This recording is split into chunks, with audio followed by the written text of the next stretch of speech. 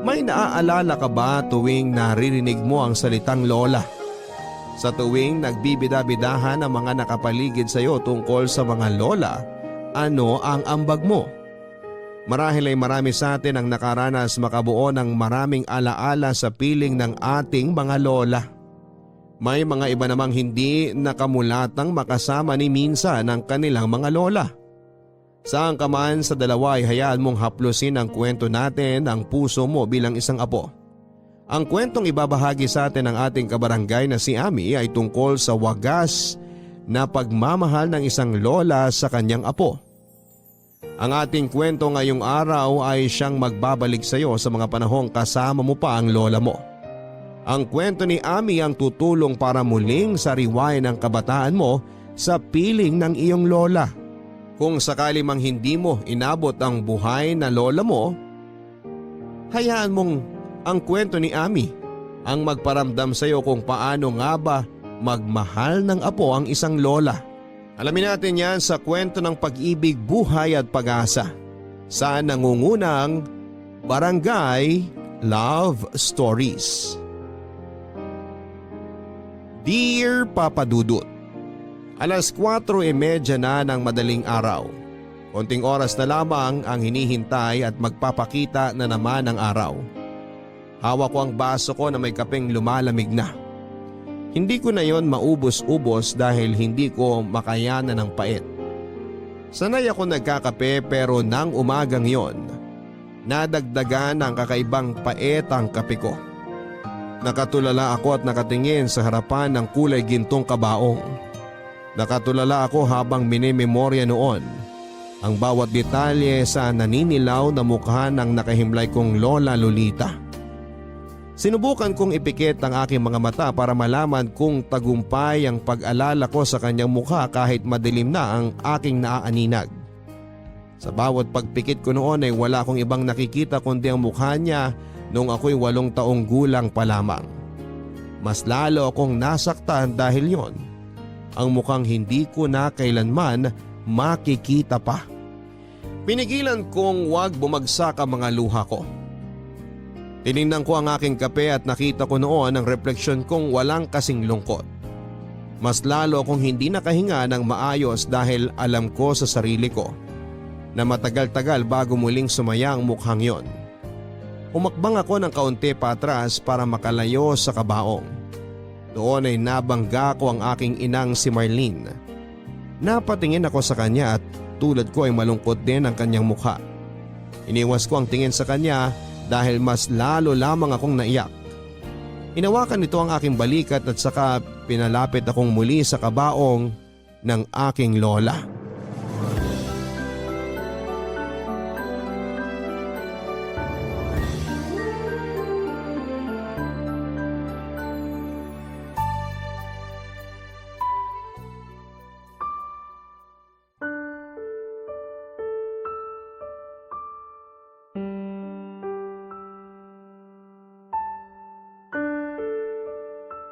Mabuti na lang at nagkasya pa rin sa kanya yung pulang bestida niya. Sa laki ng pinayat niya, akala ko kailangan pang remedyohan. Paborito niya yan. Naalala niyo po ba nung nagtatalo pa kayong dalawa dahil namantsahan niyo yan nung nilabahan ninyo? Ayaw niya kasing ipalabas sa akin ang mga damit niya. Alam niyang hindi ako pulido magkusot at madalas nagkakahawaan ng kulay ang mga damit niya. Nakwento niya rin sa akin yan. Lagi niyang pinapakita yung laylayan ng pulang bestida niya. Nagkulay pa sa... Galit na galit pa rin siya.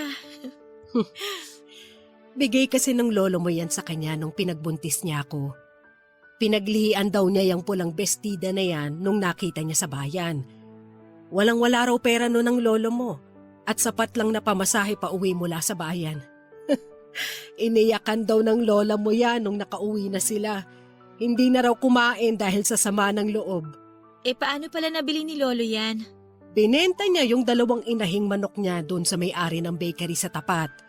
Binalikan ng lolo mo yung bestida sa bayan, tapos bumili pa raw ng okoy at maraming bukayo para sa lola mo. Natuwa naman po ba si lola? Aba oo! Tuwang-tuwa siya na halos ayaw na niyang hubarin ang bestida na yan. Maaaring OA lang ang pagkakakwento ng lolo mo sa akin noon pero sabi niya Uhubarin lang ng lola mo ang bestida para labhan. Magtatapis lang daw ang lola mo hanggang matuyo ang bestida tapos tsaka isusuot uli. Ilang buwan niyang ginawa yon? Kulang-kulang 3 buwan din daw. Grabe. Yan din yung suot niya nung una niya akong sinalubong nung inuwi niyo ako rito sa probinsya. Naaalala mo pa pala yun? Ang ganda niya kasi sa pulang bestida na yan. Tapos napansin ko sa kanya tuwing may okasyon, lagi niyang suot yan. Paborito niya talaga yan eh. Binili na niya sa akin yan dati na kapag mamamatay na siya, yan ang ipasuot. Gusto raw niya na yan ang suot niya sa langit. Kapag makikita na sila ni Lolo. Sana nagkita na sila ngayon. At sana gandang-ganda pa rin si Lolo sa kanya. Nung bata ako, tuwing pupunta sila sa barangay night, yan ang suot ng lola mo. Tapos lagi siyang may hawak na gumamela na inaabot ng lolo mo sa kanya bago sila umalis. Sinadya ng lolo mo noon na magtanim ng gumamela sa likuran nitong bahay para may mapipita siya tuwing may espesyal na okasyon sila ng lola mo. O kaya tuwing may away o konting tampuhan, yun ang paraan ng lolo mo para manuyo. Nasabi nga po sa akin yan ni Lola dati. Tapos, nung namatay daw si Lolo, hindi na binalikan ni Lola ang mga gumamelang yon hanggang sa namatay na rin dahil napabayaan na. Mula noon ayaw na niyang makakita pa ng gumamela. Pero sabi niya, kung makakakita man siya ulit ng gumamela, sana kapag magkasama na sila ni Lolo. Sana nakarami na ng gumamela ang lola mo ngayon kung nasan man silang dalawa ng lolo mo. Ay, sana masaya na siya ngayon, no? Sana nakakapagsayaw na sila ni Lolo ngayon. Yan na lang yung pambawas natin sa sakit na nararamdaman natin. Yung isipin na masaya na sila ngayon. Hindi ko na makikita ang pulang bestida niya na palagi niyang sinasampay. Palagi niyang maingat na sinasampay. Hindi na natin makikita yung ngiti niya habang gandang-ganda siya sa sarili niya, habang suot ang pulang bestida na yan. Kung alam ko lang na hanggang dito na lang ang buhay ni Lola, sana inubos ko na lang ang bawat araw sa kakasabi kung gaano siya kaganda sa pulang bestida na yan. Sana ginamit ko na lang yung mga baksyon ko para dalawin siya, para ipagtanim siya ng panibagong gumamela. O hindi kaya maglambing at magtimpla ng panibagong tasa ng kape para sa kanya. Shhh! Kung meron ka mang dapat ginagawa ngayon, yan ay yung magpasalamat. Dahil kahit hindi naging madalas ang pagkikita nyo, nakasama mo pa rin siya kahit papano.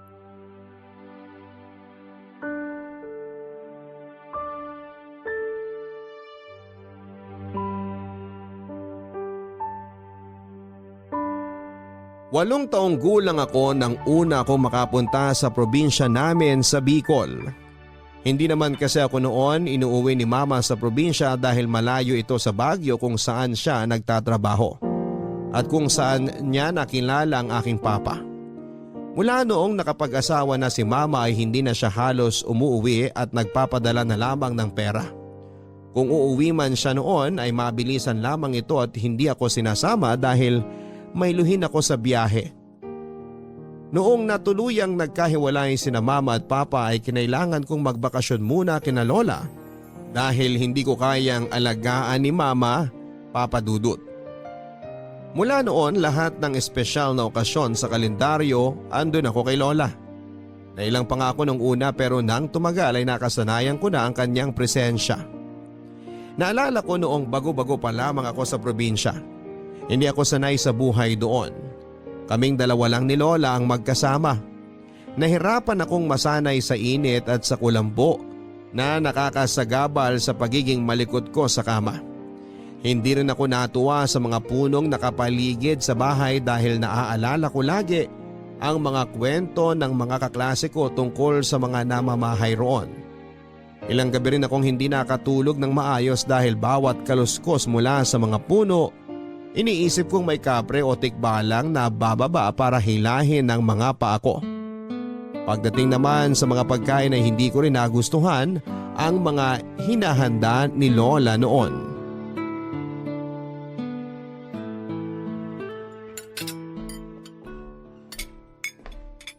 O apo, gising ka na. Nakatulog ka ba ng maayos? Opo. Kaninang madaling araw kasi rinig na rinig ko pa yung kama mo eh. Mukhang galaw ka ng galaw. Kala ko hindi ka makatulog eh. Nakatulog po ako. Halika na at pinaghanda kita ng makakain mo. Maupo ka na. May tusino po ba? Ay hindi pwede ang mga ganyang pagkain dito. Paborito ko po kasi yun eh. Pag natikman mo tong sinangag na sinabawan ng gatas ng kalabaw, makakalimutan mo na ang tosino. Oh? Gatas ng kalabaw? Walang ganito sa Baguio ano? Paborito ito ng mama mo. Nung bata pa siya, nagbabaon pa yun ng gatas ng kalabaw pagpapasok sa eskwela. Ayoko po niyan, Lola. Ano bang ayaw mo hindi mo pa nga natitikman? Hindi rin po ako kumakain ng sanangag. Ay, sinangag po pala. Masarap ako magsangag. Subukan mo ito, dali na.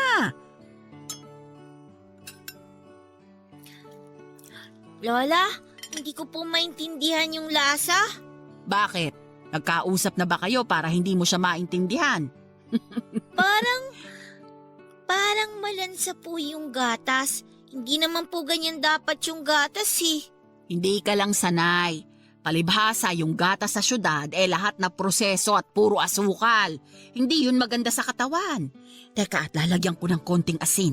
Wag po! Pandagdag sarap yan sa gatas. Ano po yung kulay brown? Ito. Hindi mo na maalala. Ito yung mga gamu-gamong pinahuli ko sa'yo kagabi, hindi ba? Yung pinalagay ko sa plangganang may tubig? Bakit niyo po niluto? Ginisa ko yan kasi bagay yan sa sinangag na kanin. Hinaluan ko ng konting asin para magkalasa. Simot-simot ang tawag namin dyan. Tuwing pagkatapos ng ulan, lumalabas ang mga yan. Kala ko po itatapon niyo yan. Bakit naman itatapon? Pagkain din yan. Malinis yan. Pero insekto po yan, hindi dapat kinakain. Marami ka pang dapat malaman sa probinsya na ito. Ganyan na ang reaksyon mo sa simot-simot. Paano na lang sa dagang bukid? Papakainin niyo rin po ba ako ng daga? Pwede naman. Kapag dumaan dito si Potpot, papahuli ako ng dagang bukid. Marami ngayon nun at busog. Kasi malago ang mga palay, masarap yun i-adobo. Ayoko po, Lola. O sige, hindi kita bibiglain sa mga pagkain ganon. Unti-unti muna. Simulan mo muna dyan sa gatas ng kalabaw at sinangag. Pwede mong tikman kahit konti itong simot-simot, baka magbagong isip mo. Ayoko po. O sige, ako na lang ang kakain nito. Maghihiwa ako mamaya ng kamatis at lalagyan ko ng konting bagoong. Pananghalian ko na ito. Ano pong kakainin ko mamayang tanghali? Tanghalian na agad ang iniisip mo hindi ka pa nga nakakatatlong subo dyan sa hinanda ko. May mga napitas na akong gulay dyan sa bakuran. Huwag ka munang magkarne para naman magkasustansya ka. Tingnan mo nga't hindi nakakatuwa yung kapayatan mo. Tapos medyo malaki pa ang tiyan mo. Sabi po may bulati daw po ako. Mukha nga. Kung ano-ano kasing pinapakain sa'yo ng mama mo Kung dito ka lang talaga lumaki sa akin, gaganda ang pangangatawan at kutis mo. Lola, ayoko na po talaga nito. O anong kakainin mo? Tusino po. Wala ngang tosino rito. Kahit hindi na po ako kumain. Kawawa naman yung mga bulati mo kung hindi mo sila bibigyan ng pagkain. Lola naman Gusto mo ba magpandesal na lang? May kesong puti pa ako. Kesong puti? Gawa rin yun sa gatas ng kalabaw. Ayoko na po nang galing sa kalabaw, Lola. Ay kailangan mo yun matikman. Teka, kukuhanan kita. Masarap yun sa baterole. Sandali lang apo ha.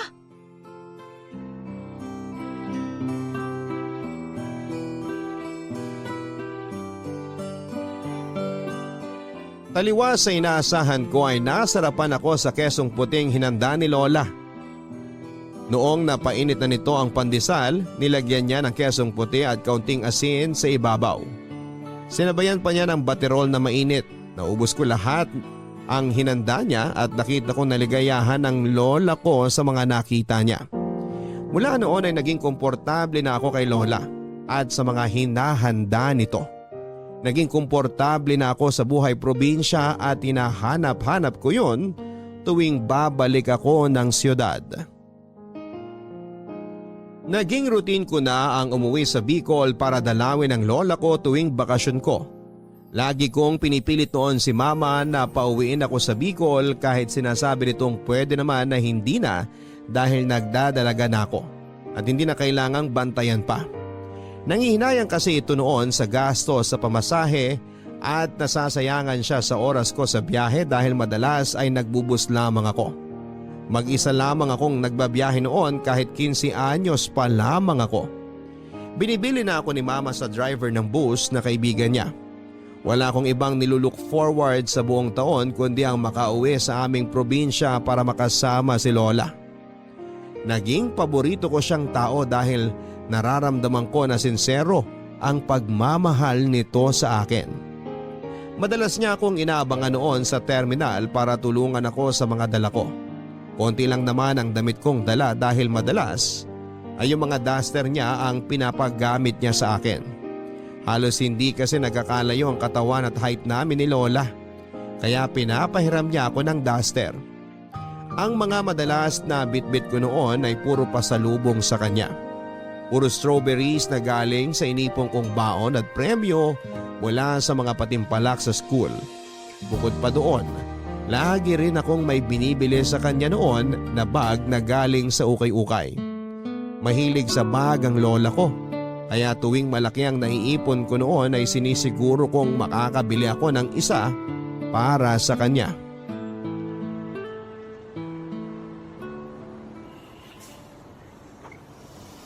Apo! Lola! Payakap ka ang lola! Abay, parang tumangkad ka! Dahil po yata sa gatas ng kalabaw. Naku, marami pa ako sa bahay natin. Baka umabot ka na sa Kisame bago ka umuwi ng Baguio. Ang lola talaga? Ay, teka po, bago tayo umuwi ng bahay, gusto kong makita mo tong bag mo. Binilhan mo ako? Wala po kasi akong regalo sa inyo ng birthday nyo Ngayon lang ako nakaipon. Eto po. Ay, ang ganda! Ang ganda, Apo! Payakap nga ako uli.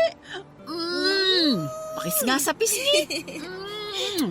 Pero sana, Apo, hindi ka na nag-abala pa. Hindi ko pa nga nagagamit yung isang bag na binili mo nun Okay lang po yan, Lola. Para may mga pagpipilian ka kapag lalabas ka. Hindi ka na mahihirapan, Lola, sa iteterno mo sa damit mo. Yan nga ang plano ko. Ay, ang ganda nitong nabili mo Sana hindi ito mahal Natawaran ko po yan. Alam ko po na mahilig kayo sa pula at kulay gold. Kaya binili ko yan. Tingnan niyo po yung burda ang ganda, di ba? Oo nga. Parang ito na ang paborito ko ngayon sa lahat ng bag na meron ako. Pangsimban niyo po yan o kaya pagpupunta kayo ng bayan. Kung buhay pa ang lolo mo, pangpasyal namin ito. Mahilig po ba kayo mamasyal ng lolo dati? Ay, oo. Pero yung sa malalapit lang. Di kami halos nakakalayo ng Bicol gawa ng hindi kaya ng bulsa.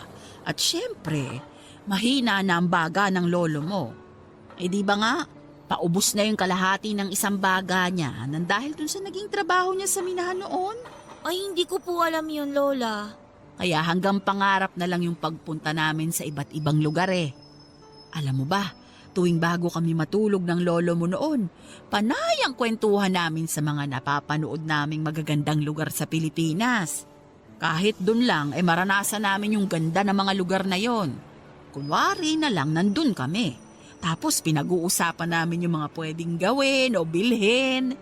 Naiinis na nga ang mama mo nun sa amin dahil daldalan kami ng daldalan, hindi siya makatulog. Katabing kwarto lang kasi namin siya Sayang naman. Sana po nakapasyal kayo noon. Kahit po isang beses lang nakalabas kayo ng Bicol, Lola. Ganun siguro talaga. Ay, pangarap ko rin dati ang makapagdala ng magandang bag sa bawat biyahe.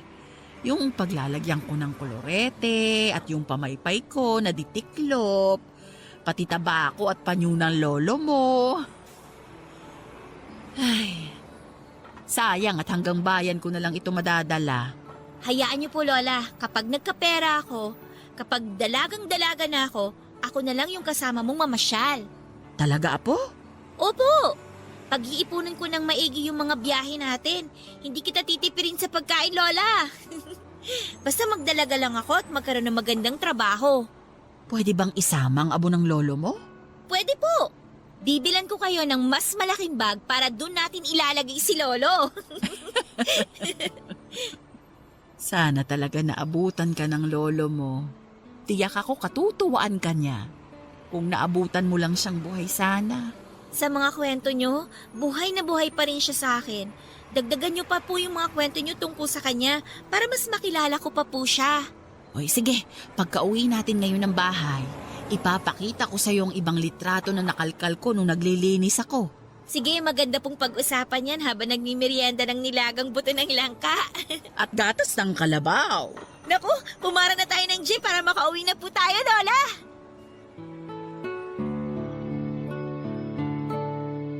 Nagkakilala at nagkaigihan sina lolo at lola sa isang minahan. Natagalan bago sila ikinasal dahil hindi raw boto noon ang magulang ni lola kay lolo. Pinaglaban nila ang pagmamahalan nila hanggang sa isang araw. Wala nang nagawang magulang ni lola. Natagalan din ang pagkakaroon nila noon ng anak at nung nabuo na si mama, wala silang mapagsidlan ng kanilang kasiyahan. Pinalak nilang dagdagan pa ang anak nila pero hindi na kinaya pa ng obaryo ni lola. Kaya naman lahat ng atensyon at pagmamahal ay nasolo ng mama ko. Napakaswerte ni mama kung tutuusin. Buong-buo niyang nakuha lahat ng oras ng lolo at lola ko. Nagtrabaho sa bukid si lolo nang maipasara ang minahan. Nagtungo sila sa Bicol ni lola para doon magsimula muli. Naging mahirap ang naging simula nila lalo't tanging trabaho sa minahan lamang ang alam nilang pareho. Hindi kalaunan ay nakasarayan naman nila ang pagbubukid. Si lolo naman ang naging tagahatid ng mga pagkain para sa mga magsasaka doon. Nabuhay sila ng maayos at nakaipon naman kahit papaano. Naitaguyod nila si mama pero hindi nila nagawang pagtapusin pa siya ng pag-aaral. Pinili ni mama na magtungo ng Baguio para doon hanapin ang kapalaran niya. Doon na rin ito nakilala si papa at doon na rin ito nakabuo ng pamilya. Tanging sina lolo at lola na lamang noon ang magkasama sa probinsya. Nangulila man sila noon kay mama, wala naman silang magawa dahil mas gusto ni mama na subukan ng kapalaran sa ibang lugar. Kaya naman ang oras, pagmamahal at atensyon ni na lolo at lola ay ibinabahagi na lamang nila sa isa't isa. Marami silang ibang pinagkakaabalahan. Nagtanim sila ng mga gulay sa bakuran at nag-alaga ng mga manok at pato. Natuto na ring manahi ang lola noon gamit ang makinang panahi na regalo ni lolo na kalaunay ginawa niyang negosyo. Inaral ng lola ko ang gumawa ng mga kurtina at napadali yon dahil maganda ang makinang nabili ni lolo. Sinabi ni lola na regalo yon ng lola noong anibersaryo nila. Hindi raw nakakaligtaan ni lolo ang magregalo tuwing may espesyal na okasyon. Kaya naman noong namatay ang lolo, malaking pagbabago sa kanya ang hindi makatanggap ng regalo. Kaya noong nalaman ko yon, sinikap kong mag-ipon mula sa mga baon ko para maregaluhan siya kahit maliit at murang gamit lamang. Marami pang naging kwento noon si lola tungkol sa pagmamahalan nila ni lolo. Lahat ay tumatak sa akin at nangarap ako na sana balang araw ganito ang maging love story ko. Kahit matagal nang wala ang lolo ko ay nararamdaman ko pa rin ang matinding pangungulila ng lola ko sa kanya na parabang kahapon lamang na ilibing ang lolo. Lagi itong naluluha noon kapag nababanggit siya tungkol sa masasayang alaala nila ni lolo. Naisip ko nga pwede ka palang masaktan ng masasaya at masasarap na alaala. Papadudot maraming gabi kong narinig ang lola ko na umiiyak mag-isa. Pigil man yun noon pero naririnig ko pa rin dahil manipis lamang ang dingding na pagitan ng mga kwarto namin. Madalas ay pinupuntahan ko siya noon kapag umiiyak siya.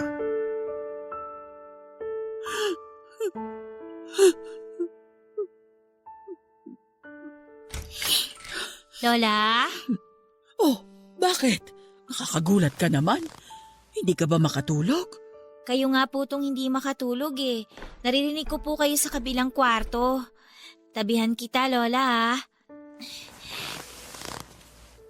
Naalala niyo na naman po ba ang lolo? Napanaginipan ko kasi siya. Kumakain daw kami ng ginatan dyan sa bakuran. Paborito niya yun eh. Parang ngayon niyo lang po ulit na panaginipan ng lolo ah. Kasi anibersaryo namin ngayon. Tuwing anibersaryo at Pasko, madalas ko siyang napapanaginipan. Ito kasi yung mga paborito naming okasyong dalawa. Lalo ng anibersaryo namin. Ano po bang nangyari sa panaginip niyo, Lola? Nagluto raw ako ng ginatan. Tapos inaya ko siyang kumain dun sa bakuran. Ako lang yung nagsasalita. Hindi siya umiimik. Nakatingin lang siya sa akin. At nakita ko sa mga mata niya na magkahalo yung lungkot at saya niya. Niyakap niya ako nung sinabi ko sa kanya na gusto ko na lang sumama sa kanya. Yung yakap niya parang sinasabi niya na wag muna. Lola, huwag kang sasama sa kanya ah. Ako naman tong iyak gabi-gabi kapag ginawa niyo yun. Matagal ko nang gustong sumama sa kanya pero parang ayaw naman niya akong kunin. Nahinto lang yung kagustuhan kong bawian ng buhay nung dito ka na namamalagi. May dahilan na ako eh. May dahilan na ako para gumising. Ano po bang gusto niyong gawin ngayong anniversary niyo ni Lolo? Gusto ko sanang pumunta dun sa bukid. Doon kasi kami madalas nagme-merienda tuwing anibersaryo namin. Sige, pagkagising natin mamaya, dun tayo pupunta. Gagawa tayo ng merienda at magbabaon ng pwedeng inumin. Gusto ko ng kapeng walang asukal o gatas. Yun kasi ang paborito ng lolo mo noong nabubuhay pa siya. Gagawin natin lahat yan mamaya pagkagising natin. Kaya para may lakas po tayo mamaya, matulog na po tayo, ha? Di ko nga alam kung makakatulog pa ako nito eh. Pilitin niyo po, Lola. 2:00 pa lang po ng madaling araw oh. Mahaba pang hihintayin natin bago magliwanag. Baka maiyak lang ako ulit kapag sinubukan kong ipikit ang mga mata ko. Gusto niyo po ba dito na lang muna ako matulog sa tabi niyo? Para kung sakaling maririnig ko ang hikbi niyo, yayakapin ko po kayo. Mabuti pa nga siguro. Hindi ko kayang mag-isa ngayon eh. Hindi na po kayong magiging mag-isa. Andito na po ako eh. Para kang lolo mo. Hindi ako pinapabayaang matulog mag-isa o maging malungkot mag-isa. Laging nakasaklolo sa tuwing kailangan ko. Baka sinadya ng lolo na gawin akong bantay niyo, Lola. Baka nararamdaman ng lolo mo na kailangan ko talaga ng bantay. Matulog na po tayo ha, para makabalik tayo dito bago bumaba ang araw mamaya. Samahan mo muna akong ipagdasal ang lolo mo. Mukhang kailangan niya yun ngayon. Sige po. Sa ngalan ng Ama, ng Anak, at ng Espiritu Santo.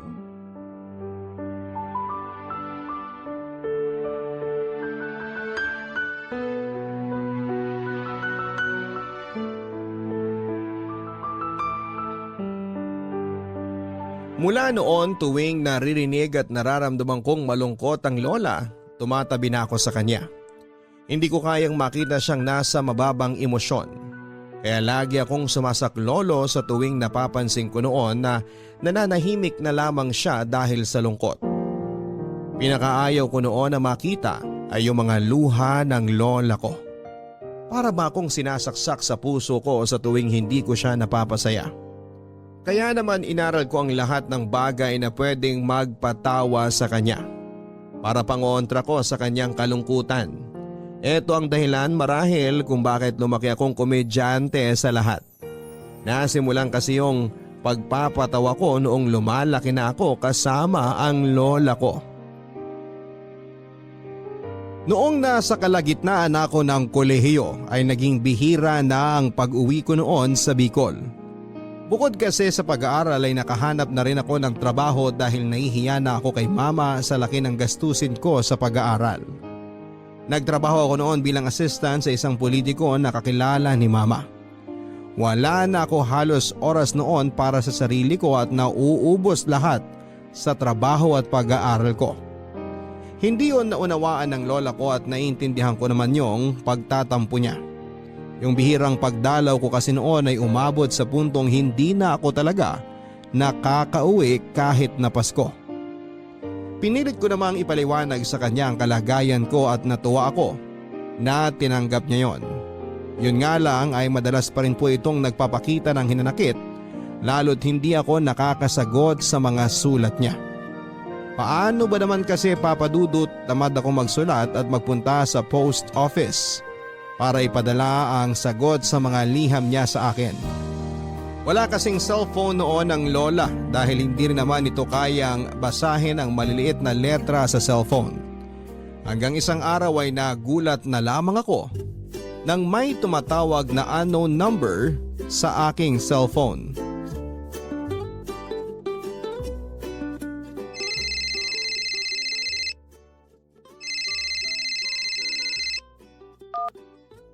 Hello? Sino to? Ami! Apo! Ikaw na ba yan? Lola? Ay, ikaw ka! Cellphone niyo po ba to, Lola? Oo! Nakuha ko yung pension ko! Saan niyo po binili yung cellphone niyo? Ang gara naman.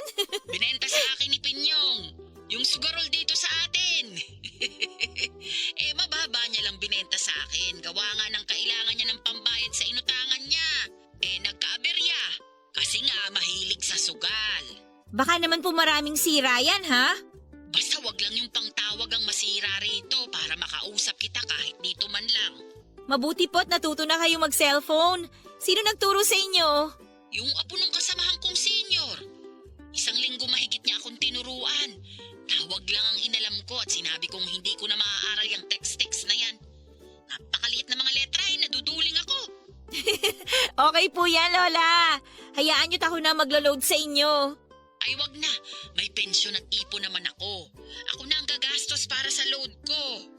Natuwa naman po ako at matatawagan niyo na ako. Paano? Hindi ka naman sumasagot sa mga sulat ko. Nakakatampo ka na nga eh. Sorry na po, Lola. Ha?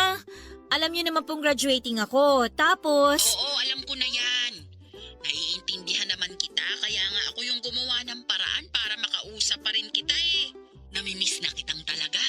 Lalo na nung mahal na araw. Hindi ka man lang umuwi para makapagbisita iglesia tayo. Alam mong tradisyon natin yung dalawa eh. Nag-summer classes po kasi ako, Lola eh. Ang daming pinagawa ng mga instructor namin kaya ginamit ko po yung mahal na araw para tapusin lahat yun. O di sana man lang nagsabi ka para alam ko. Babawi naman po ako sa inyo, promise yan. Kailan pa kaya yan? Yan din yung sinabi mo nun sa akin pero hindi ka naman talaga bumawi. Hayaan nyo kapag medyo gumaan-gaan yung trabaho ko at saka yung mga ginagawa ko sa school, uuwi po talaga ako kahit 2 araw lang. 2 araw lang? Yun po kasi yung pinaka-pwedeng bakasyon ko eh. Nalungkot naman ako lalo. Masyadong mabilis ang 2 araw. May cellphone ka na naman, Lola eh. Sa ngayon, kahit mag-usap na lang po muna tayo dito. Pwede na po yun kahit paano. Pwede kitang tawagan lagi para kumustahin? Opo, basta wala lang klase o trabaho, pwede po tayo mag-usap ng matagal. May gagawin ka ba ngayon? May ikukwento kasi ako sa'yo. May oras pa naman po ako, Lola. Ano po ba yon? Ikukwento ko lang sana sa'yo yung bagong grupo na nasalihan ko. Hinila lang ako ni Kumaring Eding ko dun eh. Saan po ba yan? Baka naman kulto yan, Lola, ha? Hindi yung mga gumagawa ng basket. Buryong na ako rito sa bahay kaya sumama ako.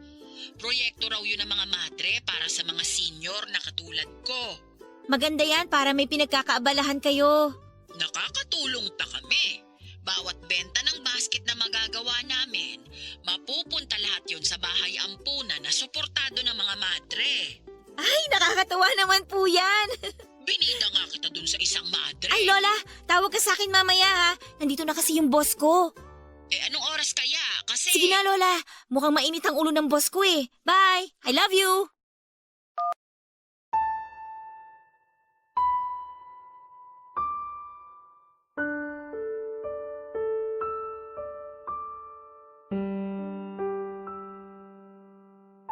Nakailang tawag sa akin noon si Lola pero hindi ko nagawang sagutin dahil ipinagbabawal ng boss ko ang gumamit ng cellphone habang nasa trabaho. Nang nakauwi na ako saka ko nakita ang missed calls niya pati ang mga text nito na mali-mali pa. Sinubukan niyang mag-text dahil nahihirapan siya noon at doon ay nakaramdam ako ng kirot sa puso ko.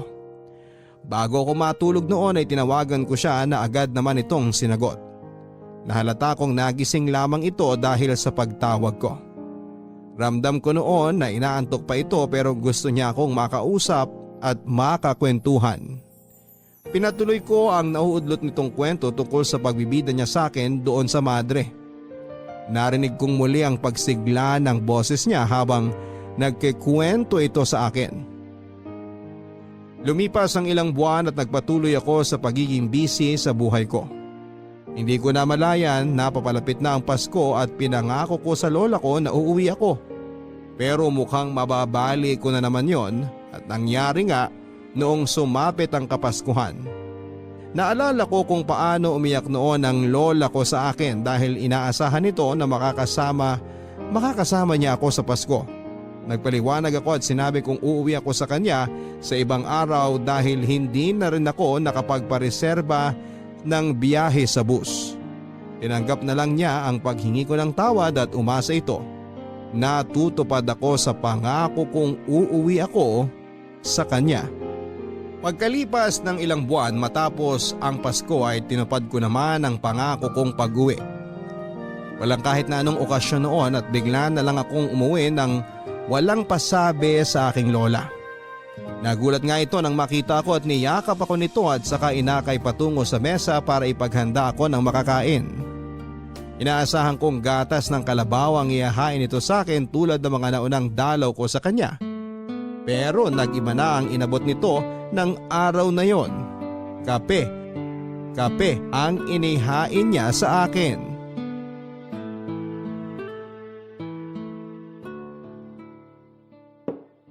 Kape? Naisip ko kasi, dalaga ka na. Hindi na uubra ang gatas ng kalabaw sa'yo. Hindi naman po ako nagkakape. Sanayin mo na. Kailangan ng katawan mong magising-gising mula sa pagod. Alam kong hindi mo mapagsasabay ang trabaho at pag-aaral mo. Kailangan mo ng kape para mabalanse yan. Diyan kami kumakapit ng lolo mo nung nasa minahan pa kami hanggang sa mapadako kami sa bukirin. Mahilig po kayo sa kape ni Lolo, no? Ay oo, sobra. Pagkagising sa umaga, kape agad ang hinahanap ng lolo mo. Bandang hapon na yung susunod naming kape. Nagkakape kami madalas sa plaza o kaya sa bukirin. May baon kami laging termos. Tapos ang huli naming kape ang pinakapaborito ko. Tuwing madaling araw. Kapag nagigising kami pareho, magkukwentuhan muna kami sandali sa kama. Tapos babangon at magtitimpla na ako ng kape naming dalawa. Itutuloy namin ang kwentuhan. Dito, sa mesa na ito. Diyan siya sa pwesto mo madalas. Hindi kami titigil sa kakakwentuhan hanggang sa lumamig ng mga kape namin. Ang saya niyo talaga siguro no, Lola, no? Ang sarap yung may kakwentuhan ka kahit anong oras mo gusto. Oo. Kasi hindi lang asawa ang turing ko sa lolo mo, kung hindi matalik na kaibigan. Kaya ikaw, kung hahanap ka ng magiging nobyo mo, siguraduhin mo lang na hindi lang sa lambingan yun magaling, kundi maging kaibigan mo rin. Yun po ba ang sikreto ng relasyon niyo? Para sa akin, oo. Kasi yung kilig naman, nawawala yan kapag tumagal. Ang hindi dapat mawala, yung pagkakaibigan ninyo. Mahalaga yon para hindi kayo manawa sa isa't isa. Pero bakit may mga tao na kinakaibigan mo na, binibigay mo na lahat, iiwan ka pa rin? Kasi hindi kayo uubra para sa isa't isa. May darating pa. Paano kung ayokong may dumating pa na iba? Paano kung gusto ko pa rin yung umalis na? Hindi darating sa'yo ang tamang tao kung hindi mo papakawalan yung mali para sa'yo. Pwede namang siyang maging mali habang buhay sa akin. Huwag lang siyang umalis. Ito ba'y puro tanong lang o nangyari na ito sa'yo? Gusto ko ng katulad ng love story niyo ni Lolo. Hindi ko naabutan yun pero base sa mga kwento ninyo, alam kong yan ang kailangan ko. Apo, ito ang love story namin. Hindi naman pwedeng parehas na parehas tayo. Guguhit ka mismo ng sarili mo at makukontento ka ron. Kasi yun ang pinili mo. Naiintindihan mo ba? Pero gusto ko yung gayang-gaya nung sa inyo. Kasi sigurado na matibay yan. Yan po yung kailangan ko. Kung sino man yang nang iwan sa'yo, gusto ko siyang pasalamatan. Kasi sigurado ako, mula nung iniwan ka na niya, alam mo na kung ano yung talagang kailangan mo at hindi siya yon. Eh sino po? Hindi ko alam kung sino siya, pero ang alam ko lang, nakaisang hakbang ka na papunta sa kanya. Huwag ka sanang mapagod humakbang pa para mas mapalapit sa kanya. Ilang hakbang pa po kaya ang kailangan ko, Lola? Naiinip ka na ba? Kasi gusto ko na makasama siya kung sino man siya. Para mas mahaba yung oras na magkasama kami. Para masulit ko. Kasi alam ko balang araw, may isa sa amin ang mauunang bawian ng buhay. Parang si Lolo. Bakit kasi yung dulo na agad ang iniisip mo? Kasi yung dulo yung totoo eh. Kung ganyan ka lagi mag-isip, mas lalo kang matatakot humakbang para makilala yung para sa'yo. Lola, may tanong lang ako. Ano yon? Bakit hindi na kayo nag-asawa ulit nung mamatay si Lolo? Bata pa naman kayo noon, sigurado ako. Marami pang sumubok na manligaw sa inyo. O kaya, syempre, nakaramdam kayo ng lungkot. Alam niyo na, kailangan niyo rin ng kasama. Bakit pa ako maghahanap ng iba? Nakuha ko na yung the best para sa akin. Hintayin na lang ako ng lolo mo. Magkakasama rin kami balang araw. Huwag nga po kayo magsalita ng ganyan. Hindi pa kayo pwedeng umalis. Hindi ko naman sinasabi ngayon na ako kunin. Malawak lang ang isipan ko at alam kong balang araw, mahahawakan ko ulit ang kamay ng lolo mo. Hindi po ba nagbago kahit konti yung naramdaman nyo kay Lolo? Kahit ngayon na hindi nyo na siya nakakasama? Hindi. Ang pag-ibig, kapag totoo, nasaan man ang katipan mo, hindi yun magbabago. Di mata ang pinapairal sa pag-ibig. Kung hindi puso, di ko man siya nakakasama o nakikita. Sa puso ko andito lang siya. Ang pait naman po nito, Lola. Dahan-dahan kasi sa pag-inom. Alam mong hindi ka pa sanay sa pait ng kape eh. Kailangan ko ng masanay para kapag nakilala ko na yung forever ko, maaaya ko na siyang magkape. Sige, tutulungan kitang masanay sa kape. Tuwing pupunta ka rito, hahainan kita ng kape. Dadagdagan ko lagi ang pait para makasanayan na ng dila mo. Basta dadalaw ka ulit, apo, ha?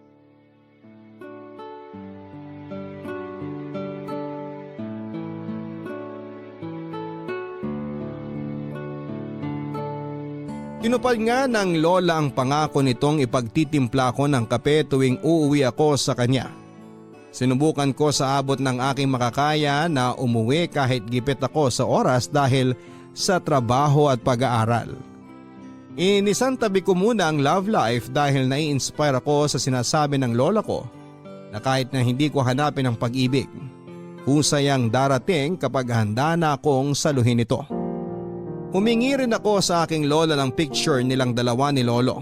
Nilagay ko yon sa wallet ko para sa tuwing pinanghihinaan ako ng loob sa pagdating ng the one para sa akin ay kailangan ko lang tignan ang larawan nila at gagaan na muli ang lahat. Tuwing masama ang loob o di naman kaya ay may problema ako, sinasanay ko na ang sarili kong puntahan lagi ang lola ko, gaano man yon kalayo. Ginawa kong gamot ang presensya ng lola ko at malaki ang naitulong nito sa akin. Nakatulong din ang bawat mapait na kape na inihahanda nito sa akin.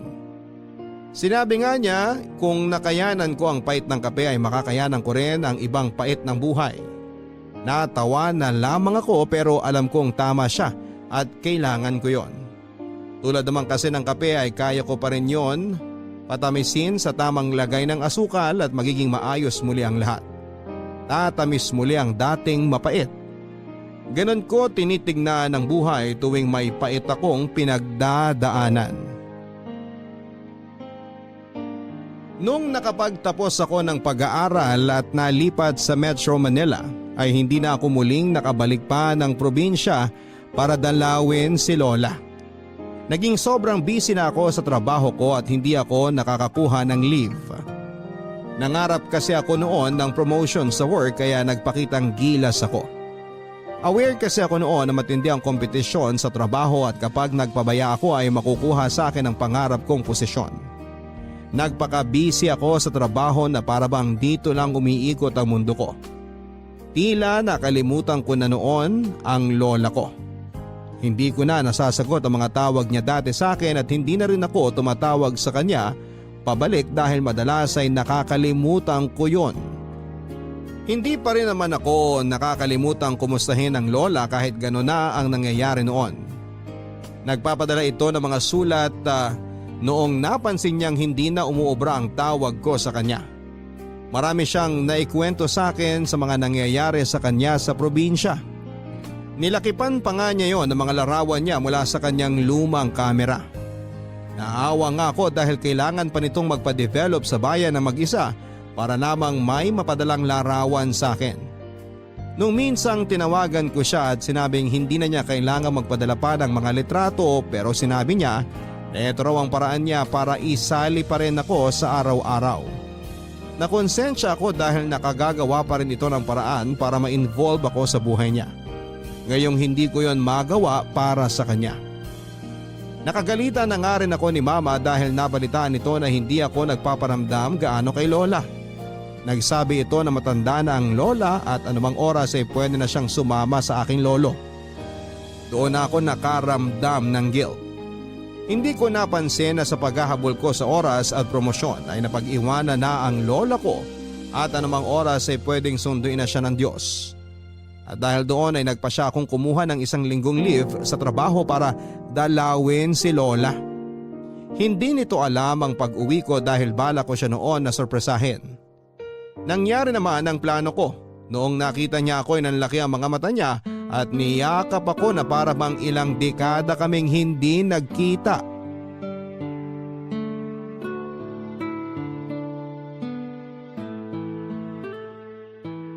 Ami! Lola! Payakap nga ako, Apo! Bakit naman wala kang pasabi na uuwi ka? Gusto ko lang kayong sorpresahin. Sorpresa talaga ako. Hindi ka naman na kasi umuuwi talaga. Tunog nang nagtatampo ah. Sino bang hindi magtatampo? Ilang taon akong mag-isa rito. Parang ako pa tong nahihiya tuwing susubukan kitang tawagan. Gawa nga nang hindi ka naman sumasagot. Kaya nga po ako nandito eh. Babawi na ako. Tara na po sa loob at kaping-kapi na ako. Gusto mo ba magmeryenda na lang ng puto? Meron pa ako dyan, kabibili ko lang kaninang umaga. Ayoko ng puto, Lola. Ang gusto ko ngayon, yung kape na tinitimpla mo lagi. Kanina ko pa nga nalalasahan habang nasa biyahe pa lang po ako eh. Tsaka diba tradisyon na natin yun? Kasi nasa Maynila ka na eh. Bakit po? Bawal na po ba kaming mga taga Maynila sa kape? Hindi naman. Nabalitaan ko lang kasi dun sa anak nung kapitbahay natin na nurse sa Maynila. Ano raw? Masarap daw yung kape ron. Mahal at masarap. Oh, tapos po? Nakakahiya nang ipagtimpla ka pa ng kape. Alam mo namang nabibili lang sa tindahan yung mga kapeng hinahain ko sa'yo. Wala pang 10 piso ang ginagastos ko. At bakit nyo naman po iisipin na kailangan ko ng mas mahal na kape? Naiintindihan ko lang kasi na mas maganda na yung buhay mo ngayon kumpara nung nag-aaral ka pa at nasa akin ka pa tuwing bakasyon. Lola naman, kahit pinakamahal na kape ang iharap mo sa akin, just na kape mo pa rin ang lilingunin ko. Sinasabi mo lang yan para pagaanin ang loob ko. Ay hindi po, maniwala po kayo. Hindi ako nagkakape ng mga ganon sa Maynila. Kasi lagi kong inaabangan yung kape nyo tuwing bumabalik ako dito. Bakit hindi ka na bumalik noon para napagtimpla pa kita? Talagang may tampo pa ang lola. Andito na nga ako oh. Babawi na ako sa inyo. Simulan natin dyan sa kape nyo, ha? Tara! Ay, may isa pa pala akong sorpresa sa'yo. May boyfriend na kayo, Lola? Sira! Marinig ka ng lolo mo, kagalitan pa ako.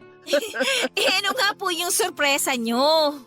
Nung nakaraang taon, inipon ko yung pensyon ko para palagyan ng aircon yung kwarto mo. Naisip ko kasi, kapag balak mo nang bumalik dito, hindi ka na kailangan magtiis sa electric fan.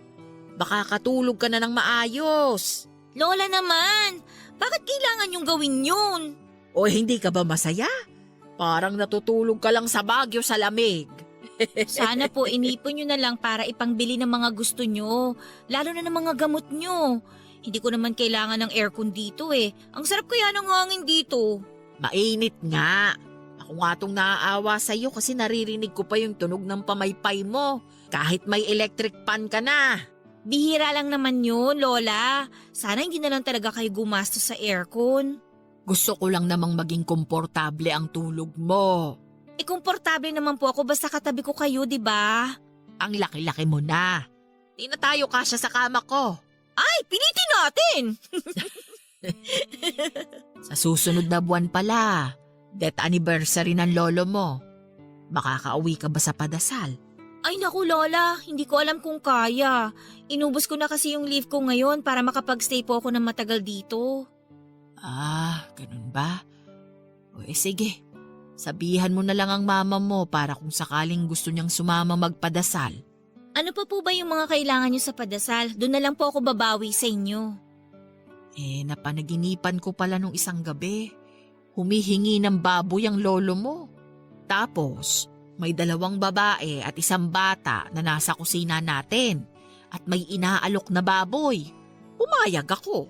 Hala, ano kayang ibig sabihin ng panaginip na yun? Baka nga talagang gusto ng lolo mo na magkatay ng baboy.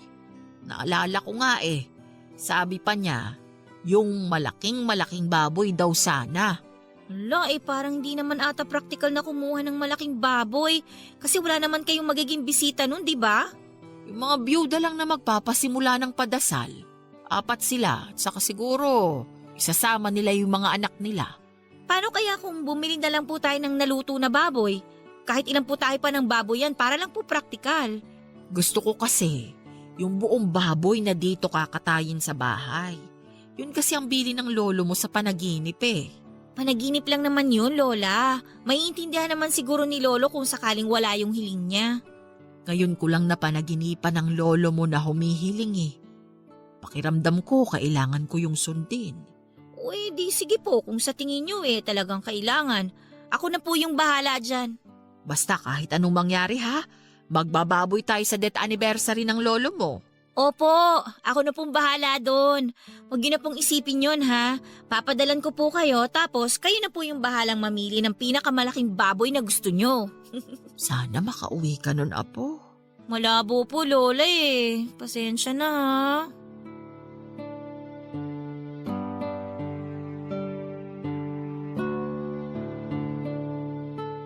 Naaalala ko pa kung gaano kalungkot ang mukha ni Lola noong sinabi kong hindi ako makakadalo sa padasal para sa death anniversary ng lolo.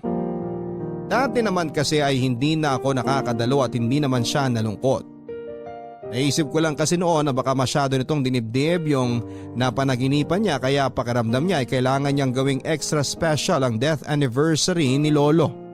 Hindi naman ito gawain noon na kumuha pa ng magdarasal. Siya na nga lang ang gumagawa noong mag-isa. Sapat na sa kanya noon na magsimba sa umaga sa death anniversary ni lolo. Tapos sa bandang hapon ay magdarasal ito sa altar at sasabayan niya noon ng atang na kaning malagkit na may kalahating itlog sa ibabaw. Yon ang unang beses na gusto niyang magkatay ng baboy para sa death anniversary ni lolo. Para maibsan noon ang lungkot ni Lola ay minabuti kong ibuhos lahat ng atensyon ko sa kanya. Ginawa namin lahat ng mga nakasanayan naming gawing dalawa.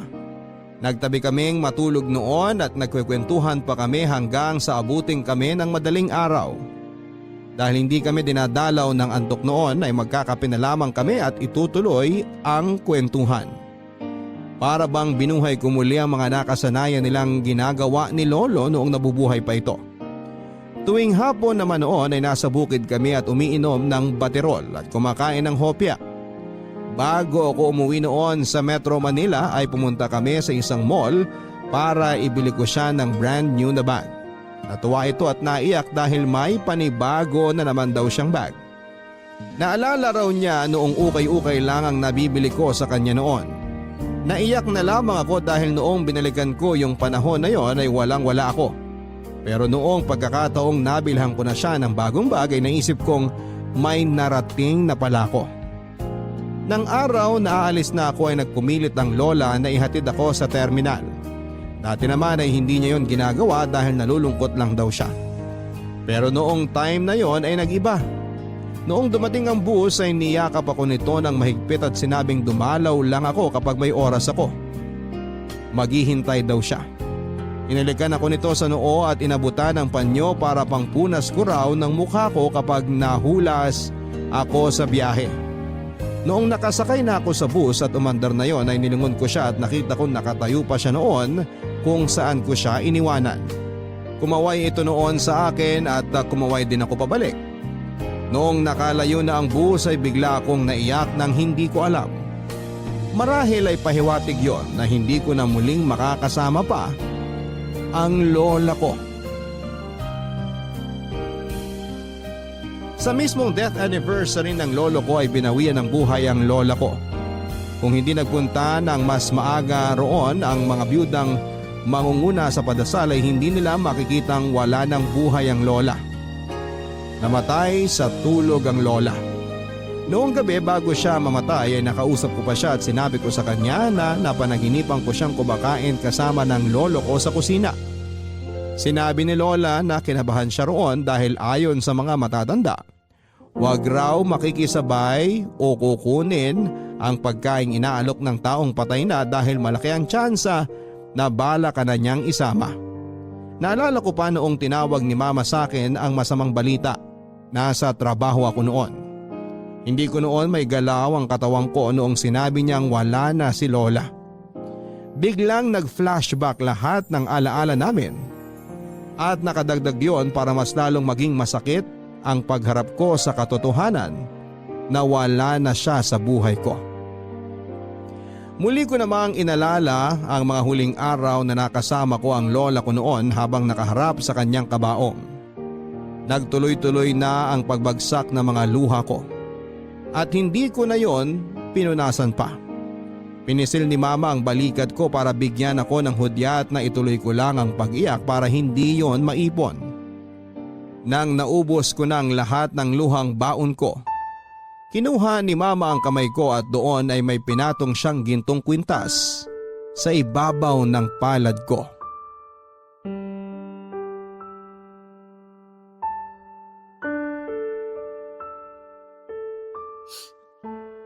Oh, ano po to? Kwintas yan ng lola mo.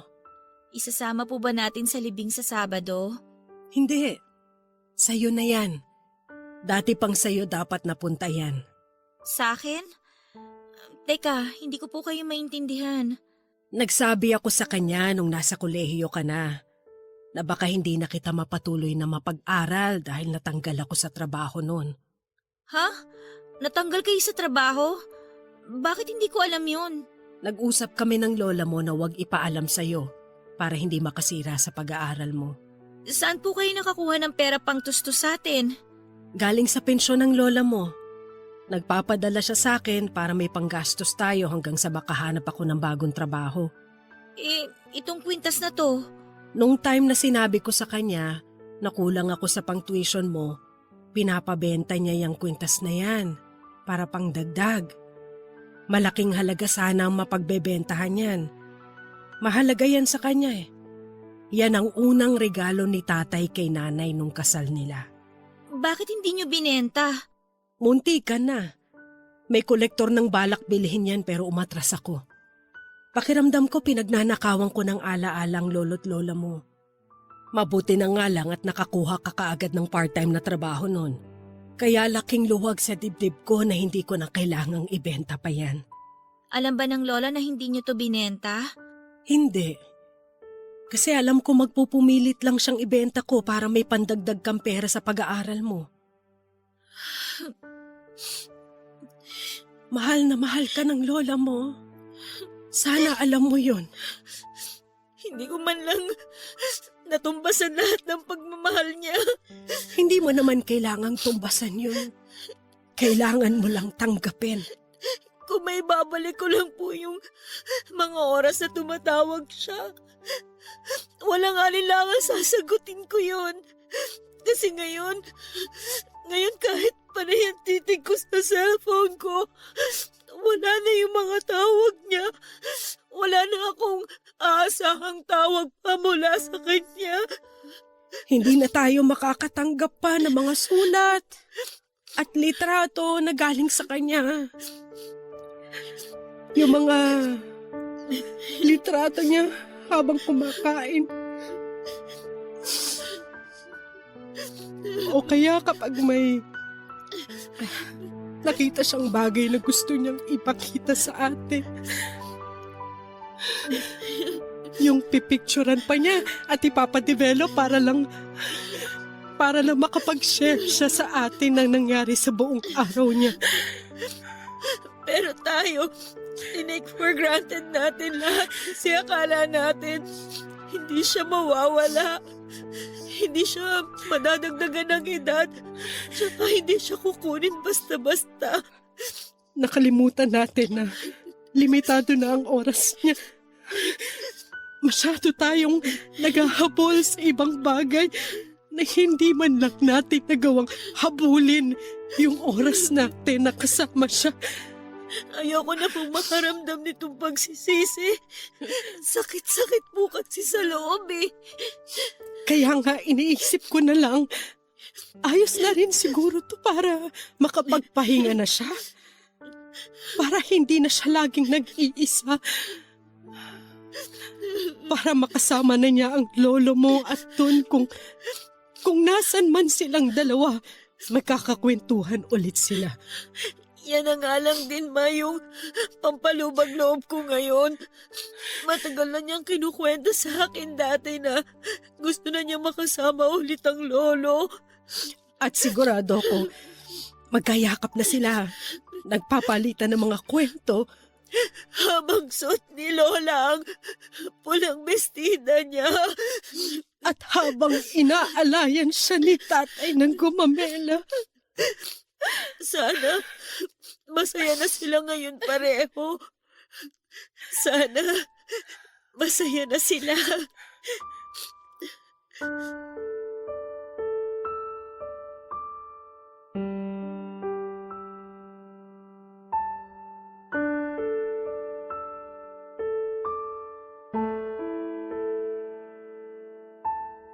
Tatlong taon nang nakakaraan mula nang namatay si Lola, pero hanggang sa ngayon kapag inaalala ko ito ay nasasaktan pa rin po ako. Baka nga totoo na wala naman talagang nakaka-move on sa pagkawala ng minamahal nila sa buhay. Nasasanay lang tayo na wala na sila sa tabi natin.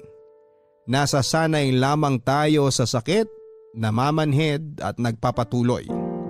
Kaya siguro kapag binalikan mo ulit yung mga panahong kasama mo pa sila ay kumikirot pa rin. Papa Dudut, maraming salamat sa pagbabahagi mo ng kwento ng aking lola Lolita. Alam ko kung nasaan man siya ngayon ay masaya ito na ginawa ko ang kwento niya para makatulong sa ibang tao na nagpapabaya ng oras para sa mga minamahal nila. Sana'y magamit ang kwento ng lola Lolita ko para ma-realize ng lahat na kapag oras ang naubos, kahit na anong habol mo ay hindi ka na makakapagpuno. Muli, maraming salamat sa inyo. Ako ang inyong kabarangay forever, Ami. Hanggang kailan ba natin iisang tabi ang kasabihan na nasa huli ang pagsisisi? Bakit kailangan pa nating paabutin sa dulo ang lahat bago tayo matuto? Ilang beses na tayong nakaranas na magsisisi dahil hindi tayo gumagawa ng paraan o hindi tayo naglalaan ng oras para sa mga importanteng bagay at tao sa buhay natin. Bakit kailangang paulit-ulit na dalawin tayo ng sisi bago natin ma-realize na mali ang magpabaya at mali ang magsayang ng oras. Kabarangay, sana hanggat maaga pa ay alam mo kung saan ka dapat magbuhos ng oras. Maraming salamat, Ami, sa pinadala mong kwento sa inyong Papa Dudut at hiling ko na sana ay makadagdag ito ng tulong para maintindihan ng mga tao kung gaano kasakit ang magsisi kapag naubusan ka na ng tsansa na makasama ang mga mahal mo.